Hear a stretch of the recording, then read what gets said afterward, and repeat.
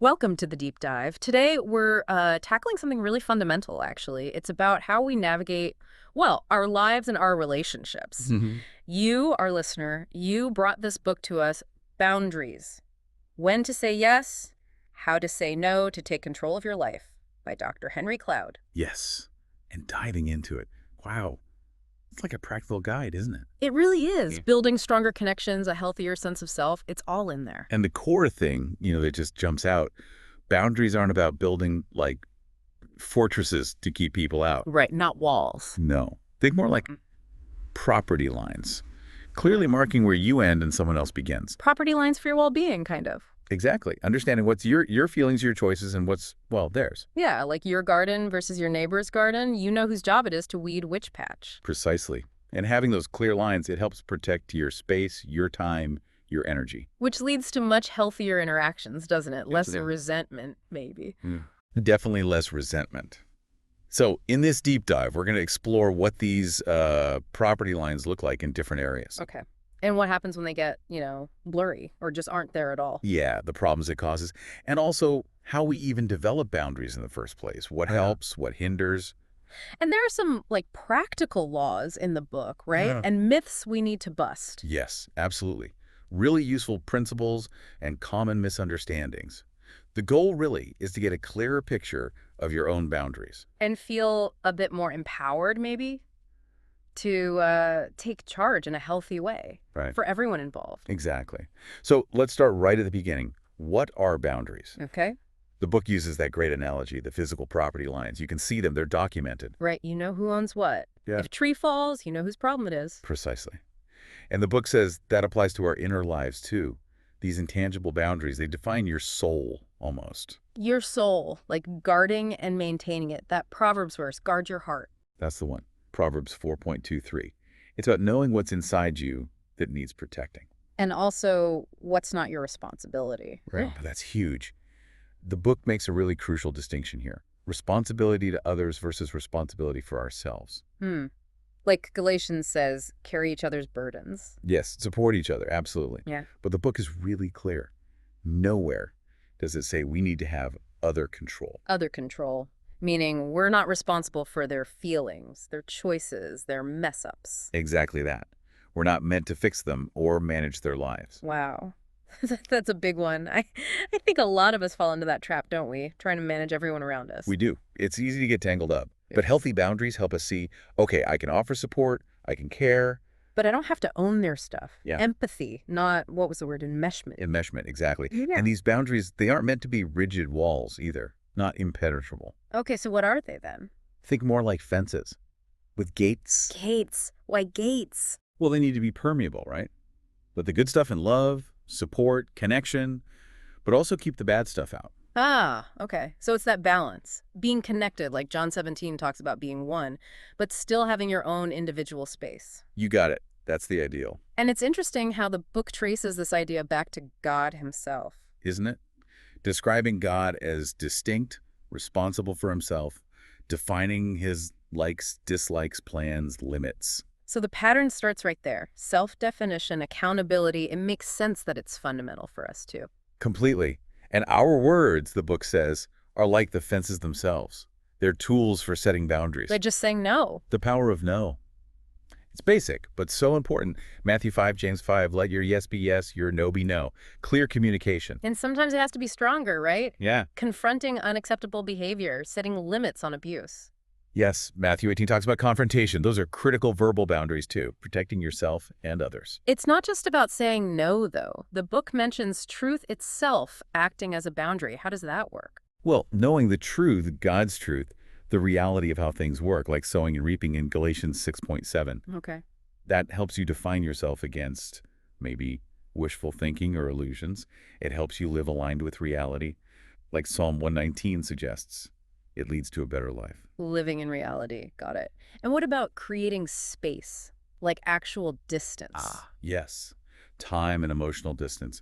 The book calls this a temporary boundary. Really important, especially in abusive or very unhealthy situations. Temporary, meaning until things change. Until there's genuine change. real fruit in keeping with repentance, as Luke puts it. It creates safety while that happens or doesn't happen. That makes sense. And doing this alone must be incredibly hard. Does the book talk about support? Oh, absolutely crucial. Having support from others, friends, a group, a therapist is vital when you're learning to set boundaries, especially with difficult things like addiction or control. It gives you courage, maybe. Exactly. The strength to say no when you couldn't before. Even the Good Samaritan parable comes up. How does that fit? It's a fascinating take. The Samaritan, he kind of observed the usual social boundaries. Don't get involved with strangers, especially those strangers. Right, the social divisions back then. But then he wisely and compassionately crossed other boundaries, like touching someone unclean, spending his own money to help someone in dire need. So boundaries aren't rigid rules. They need wisdom, compassion. Precisely. Discernment is key. Okay, so that lays the groundwork for what boundaries are. Now let's get practical. What do they actually look like in day-to-day life? Right. The book breaks it down. First up, feelings. Feelings. Okay, we have a lot of those. We do. Yeah, and they're important. They motivate us, signal things. The book says boundary problems often involve weird ideas about responsibility for feelings. Like feeling responsible for how other people feel? Or ignoring your own? Both, yeah. Distorted attitudes about who owns which feeling. Attitudes are next, you said. Yep, learned early on, often. And they can get distorted regarding responsibility, too. Like thinking it's always mean to set a limit, even though Proverbs is full of wisdom about limits. Then there's our actual behavior, our choices. Taking responsibility for those. That self-control from Galatians 5. Not blaming others. Avoiding the I had to or she made me do it trap. Exactly. That's giving away your power, really. Weak boundaries around your own actions. What about limits? You mentioned that earlier. Crucial. God limits his exposure to evil, the book notes, and we should too. Matthew 18 on confrontation, 1 Corinthians 5 on not associating with certain behaviors. So external limits, protecting ourselves. Yes, but also internal limits. That's the other side of self-control. Saying no to our own destructive impulses or unwise desires. Without just repressing everything, I guess. Right. Healthy self-control, not denial. And finally, talents.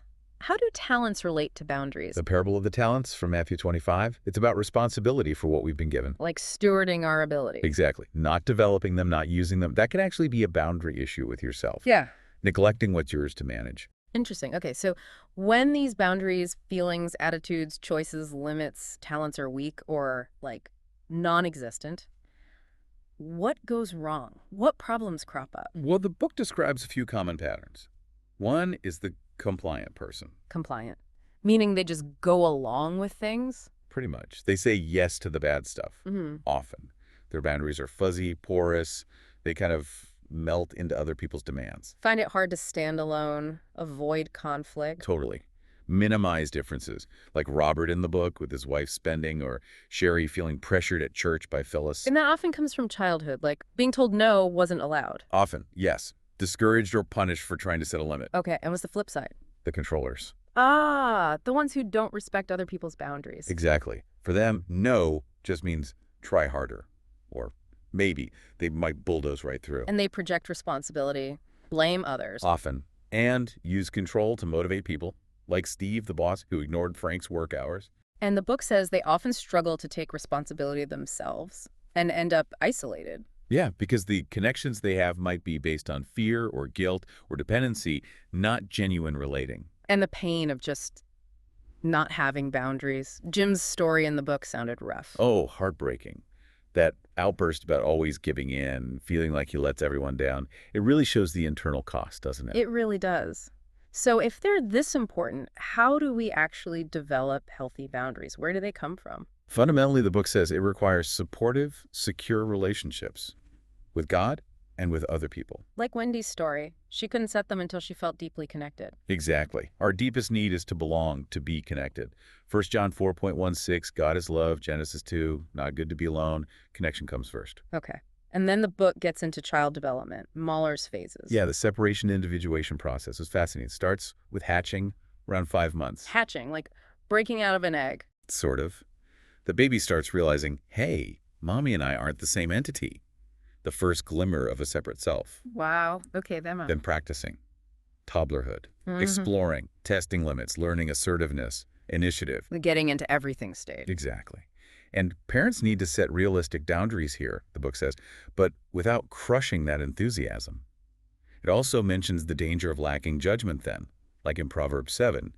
Physical boundaries become important too. Right, keeping them safe while they explore. Then comes rapprochement, maybe 18 months to 3 years. Rapprochement sounds like coming back together. Kind of. The child realizes, whoa, I can't actually do everything myself. I still need mom and dad.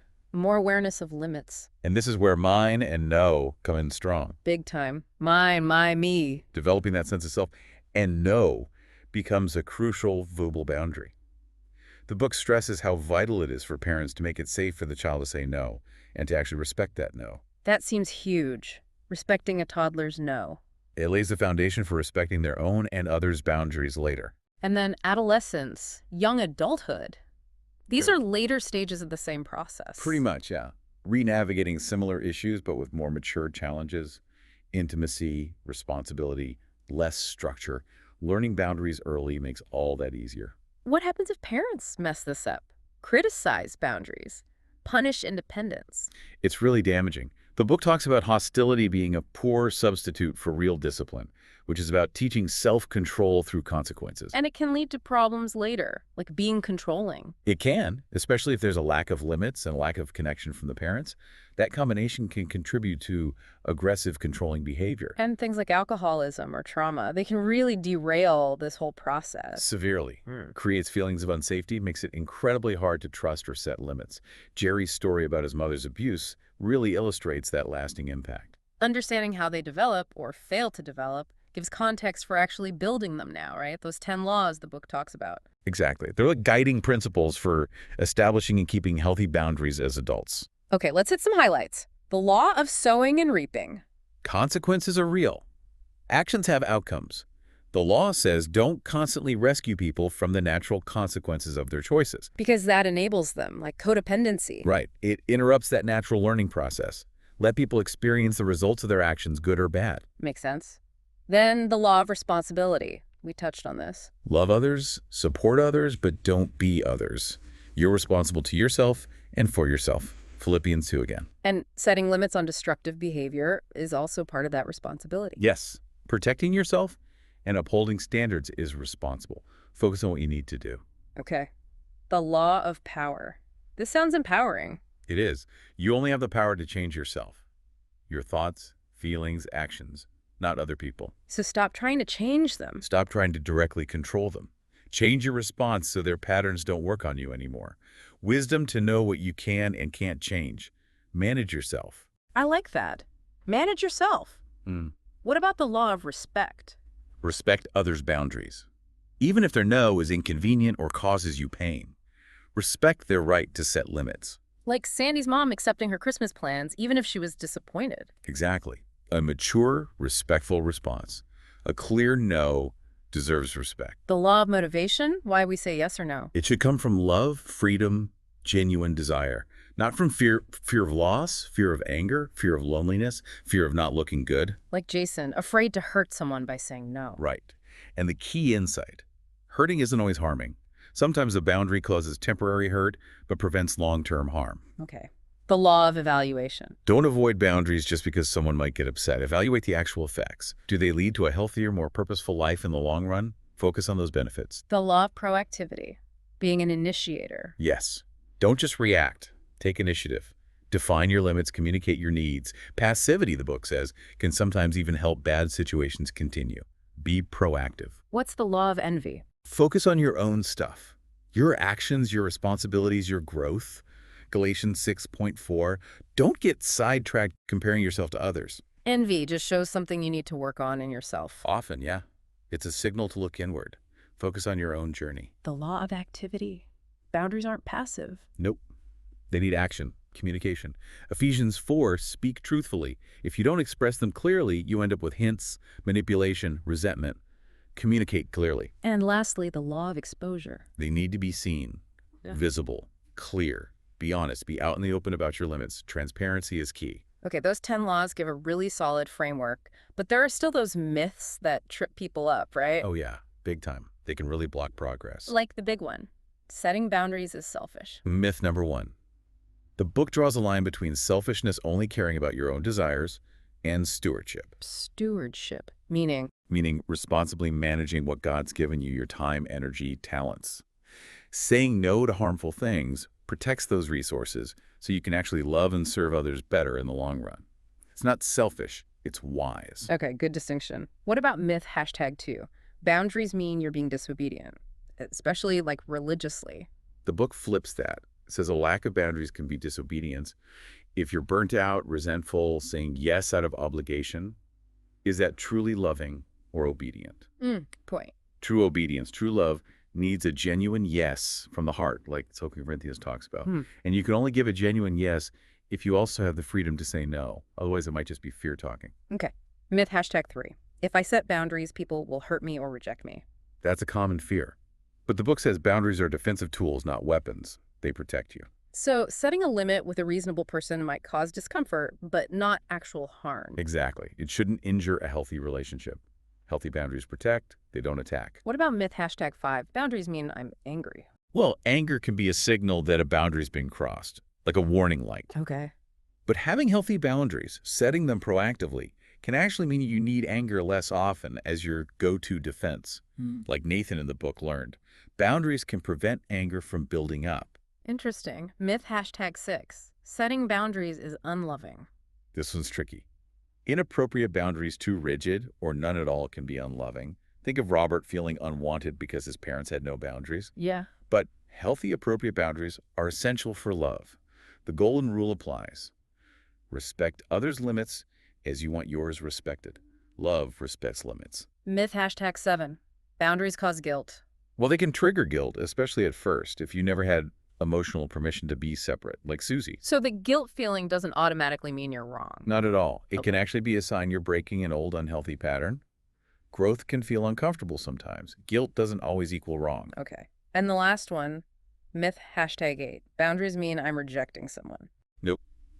Boundaries define where you end and they begin. It's about differentiation, which actually allows for a real connection. It's not rejection, it's definition. Boundaries define connection. Wow. Busting those myths is so important. They really are the hidden roadblocks, aren't they? They really are. Understanding them helps clear the path. Okay, so let's take these principles and apply them. How do boundaries work, specifically within our family of origin? That can be a tough area. Definitely a core area. The book talks about that feeling, maybe for a spouse, of being second fiddle to the partner's parents. Yeah, I've heard that one. It's often a sign of incomplete leaving and cleaving, like in Genesis. The primary loyalty hasn't fully shifted to the marriage. Needs a boundary there. What about money? Financial dependence on parents into adulthood. Another big one. Terry's situation in the book, always getting bailed out. It stops people from growing up, taking responsibility, learning from failures. Adulting means living within your means. There's also that perpetual child syndrome. Financially okay, but still relying on parents for life stuff. Yeah, lacking that adult initiative, still needing parental management, that's a boundary issue too. And triangulation, talking about people instead of to them. Super destructive.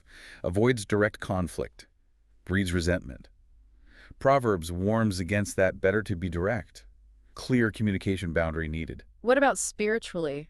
Not spiritually leaving home. Prioritizing family traditions over, say, your own understanding of God's ways. Jesus challenged that in Matthew 15. Our ultimate allegiance is spiritual, like he showed in Matthew 12. And forgiveness comes up again for past hurts. Essential for breaking free from those old patterns and learning to respond, not just react. Reacting means your boundaries are down. Responding means you're in control. Okay, what about friendships? Where do boundaries come in there? The book gives examples, right? The compliant friend always giving in to the controlling one or the manipulative one, or giving endlessly to someone who never gives back. Yeah, those unbalanced friendships. Exactly. Those highlight common boundary conflicts.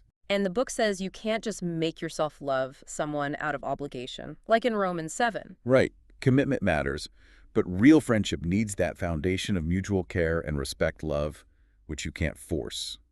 But setting limits can actually strengthen good friendships? Absolutely. Creates honesty, respect, realistic expectations. Makes the connection genuine, not built on imbalance. Okay, now for the big one. Marriage. Becoming one flesh sounds like boundary confusion waiting to happen. It can be. The book says poor boundaries are a major cause of marital problems. It's easy to get enmeshed. So taking responsibility for your own feelings first, not doing the I feel that you Same. Yes, own your feelings, see them as warning signals for you, communicate them clearly, but as yours. And you're responsible for your limits, not your spouse's. Correct. You set and maintain your boundaries. Yep. And applying the law of sowing and reaping. Don't let bad behavior keep getting rewarded. Basically, yeah. Don't shield your spouse from the consequences of poor choices within the marriage. And the law of power in marriage. Accept them, respect their choices. And use consequences, not nagging or trying to control them. Focus on your own response. The book mentions different types of boundaries in marriage. Physical, verbal.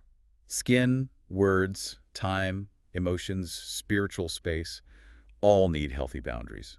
With mutual authority, like 1 Corinthians suggests, and lots of grace, like Romans 8 talks about. And that point about submission problems often being rooted in controlling husbands. An important observation. Healthy submission requires a trustworthy, non-controlling partner. It's about balanced togetherness and separateness. Okay, shifting to kids. Boundaries with children.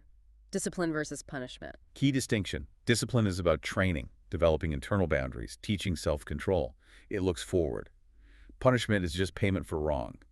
Hebrews 12 talks about discipline yielding righteousness. The goal is for them to learn self-protection eventually. Exactly. And parents should allow disagreements, let kids practice setting boundaries sometimes, like Jimmy in the book. But be consistent. Inconsistent responses to no are bad. Like Paul's example. Very confusing for kids. Consistency is crucial. And kids shouldn't feel responsible for their parents' feelings, like Janice. No, that's the parent's job to manage their own emotions.